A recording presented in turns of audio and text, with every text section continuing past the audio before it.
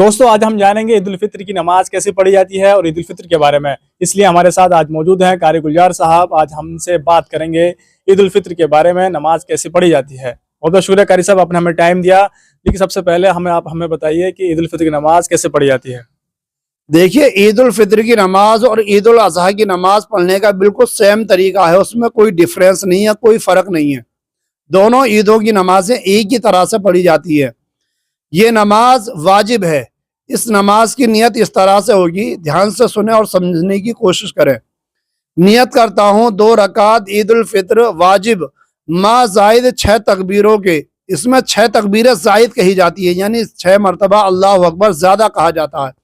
ما زائد 6 تکبیروں کے واسطے اللہ تعالیٰ کے رخ میرا کعبہ شریف کی طرف پیچھے پیش امام کے اللہ اکبر کہہ کر نیت باندھ لیں گے۔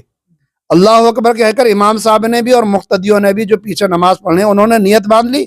نیت باندھنے کے بعد امام صاحب بھی اور مقتدی بھی ثنا پڑھیں گے، سبحانک اللہم و بحمدک، اس طرح سے یہ پورا ثنا پڑھیں گے۔ پھر امام صاحب اور مقتدی دونوں پہلی تکبیر کہہ کر ہاتھ چھوڑ دیں گے، دوسری تکبیر کہہ کر ہاتھ چھوڑ دیں گے، اور تیسری تکبیر میں ہاتھوں کو کانوں تک لے جائیں گے اور ہاتھوں کو باندھ لیں گے۔ امام صاحب بھی باندھ لیں گے اور مقتدی بھی باندھ لیں گے۔ امام صاحب قرات کریں گے، یعنی سورہ فاتحہ پڑھیں گے اور سورت پڑھیں گے۔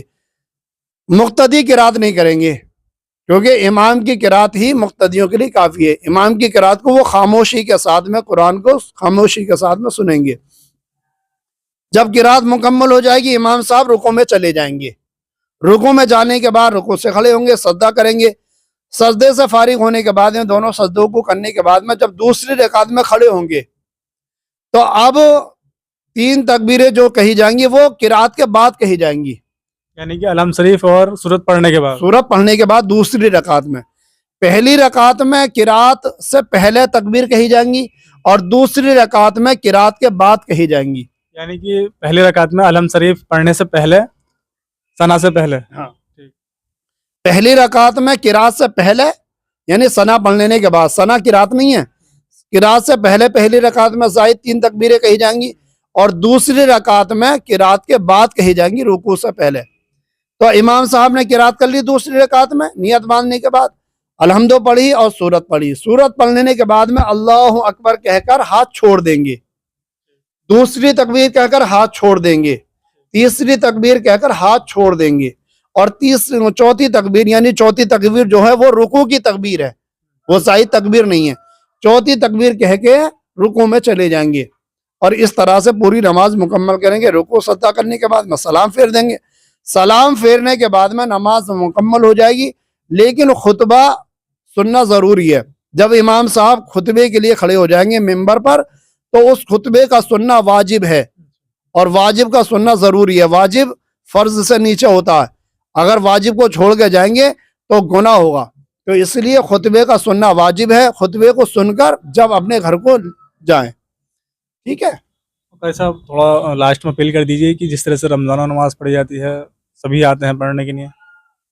دیکھیے، عید الفطر کے دن یا عید الاضحیٰ کے دن یہ خوشی کا دن ہے۔ خوشی کے دن میں اللہ رب العزت نے ایک نماز کا اور اضافہ کیا ہے، یعنی 5 نمازیں تو ہیں، لیکن عید الفطر کے دن، عید الاضحیٰ بقرعید کے دن ایک نماز کا اور اضافہ کیا، یعنی خوشی والے دن ایک نماز کا اور اضافہ، یعنی نماز سے چھٹی نہیں ہے، نماز تو ہمیں ہر حال میں پڑھنی ہے۔ جیسے ہم رمضان میں نمازوں کا اہتمام کیا، ہم نے روزوں کا اہتمام کیا، اسی طرح سے روزے تو خیر ختم ہو گئے، لیکن نماز سے چھٹکارا نہیں ہے، نماز سے چھٹی نہیں ہے، نماز سے چھٹی موت تک نہیں ہے۔ نماز کا اہتمام کرنا، ہمیں پوری زندگی آخری سانس تک نماز کی فکر کرنی ہے۔ ایک بات بتانا بھول گیا میں، بیچ میں بات آ گئی۔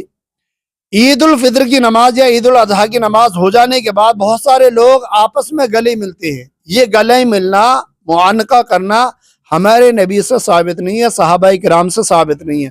صرف مصافحہ ملائیں، مصافحہ ملانے کے بعد میں عید کی مبارکباد دیں اور اپنے گھروں کو تشریف لے جائیں۔ لیکن جو گلے ملتے ہیں، گلے مل کے 3 بار گلے ملتے ہیں، اس طرح سے گلے ملنا ہمارے نبی سے ثابت نہیں ہے اور سنت سے ثابت نہیں ہے، یہ غلط طریقہ ہے۔ ہاں، اگر کوئی ہمارا دور کا رشتہ دار ہمارے پاس میں ابھی آیا ہے، موجود آیا، एकदम हमारे पास में आया तो उससे गले मिलने में कोई हर्ज नहीं है। लेकिन ईद के बाद में इमाम साहब से गले मिलते हैं, इमाम साहब को कितनी तकलीफ होगी कि इस तरह सारे लोग उनसे गले मिलेंगे तो कितनी तकलीफ होगी। तो इसीलिए इस तरह से गले मिलना ये सुन्नत के खिलाफ है। हमें वो काम करनी चाहिए जो काम सुन्नत के मुताबिक है। ठीक है दोस्तों, उम्मीद है आपको ये जो कारी साहब ने आपने बताया, कारी साहब ने कि ईद उल फित्र के बारे में, नमाज का तरीका और चीज़ें जो बताई हैं कारी साहब ने गले मिलना, उम्मीद है आप लोगों को समझ में आ गया होगा। और इस वीडियो को भी अपने दोस्तों के साथ ज़रूर शेयर कीजिए। फिलहाल इस वीडियो में इतना ही, मिलते हैं किसी और वीडियो में।